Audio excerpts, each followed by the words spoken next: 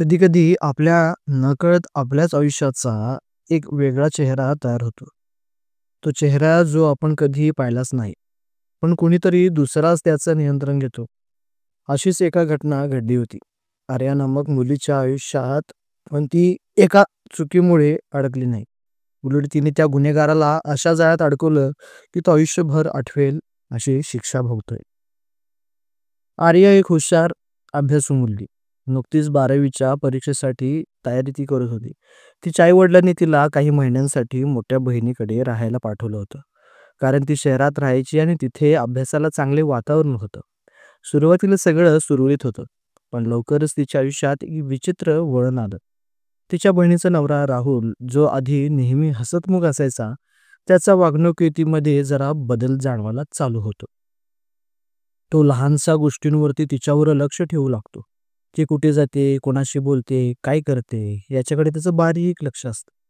आर्याला सुरुवातीला असं काय वाटतं, की ती काहीतरी चुकीचं करते का काय? पण नाही. नंतर तिला जाणवलं, की काहीतरी हा आपल्याशी चुकीचं वागतोय आणि काहीतरी तो त्याच्या मनात काहीतरी काळबेर आहे.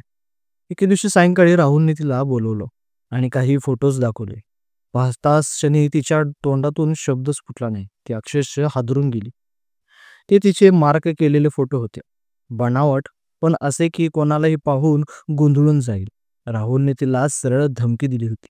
"हे फोटो मी तुझ्या घरच्यांना पाठवू शकतो. त्यामुळे मी सांगेल तसंच तू आता वागायचं. हे लक्षात ठेव." अशी तो धमकी तिला देतो. आर्या गडबडली, पण तिने लगेचच निर्णय घेतला की ती हार मानणार नाही.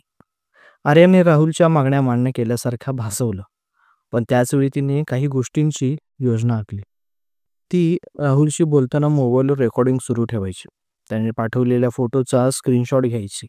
मित्रांची तिने मदत देखील काही यामध्ये घेतली होती. तिचा मित्र कबीर, जो सायबर सिक्युरिटीचा अभ्यास करत होता, त्याने तिला सल्ला दिला होता की त्यांनी मिळून राहुलला IP ट्रॅक करण्याचा प्रयत्न केला होता. त्यांनी एक जाळं ऐकलं होतं. आर्याने राहुलच्या मागण्या मान्य करून त्याला जशी आहे तशी एका ठिकाणी त्याला भेटायला त्यांनी बोललं. तिचे मित्र आणि पोलीस तयारच बसले होते. राहुल जेव्हा ठरलेल्या ठिकाणी आला, तेव्हा त्याला कल्पनाच नव्हती की तिथे पोलीस आणि सायबर सेलचे लोक दबा धरून बसले होते. त्याच्याकडे बनावट फोटो तयार करणाऱ्यांचा संपूर्ण पाठपुरावा होता. त्याच्या फोटोमध्ये अनेक अशा मुलींचे फोटो होते, ज्यामध्ये आधी त्यांना तो जाळ्यात त्यानं ओढलं होतं. आर्याने धैर्याने हा संपूर्ण प्रकार हाताळला आणि तो केवळ तिने घाबरून न जाता योग्य वेळी योग्य निर्णय तिने घेतला होता. मित्रांनो, ही कथा सांगायचं कारण एकच, की जर कधी अशा परिस्थितीत सापडलात तर घाबरू नका. डोके शांत ठेवा आणि योग्य व्यक्तीकडे मदत घ्या. आर्यासारखी हुशारकी दाखवा आणि गुन्हेगारांच्या त्यांच्या जाळ्यात त्यांनाच अडकवा. मित्रांनो, ब्लॅकमेलिंगला भीक कधी घालू नका.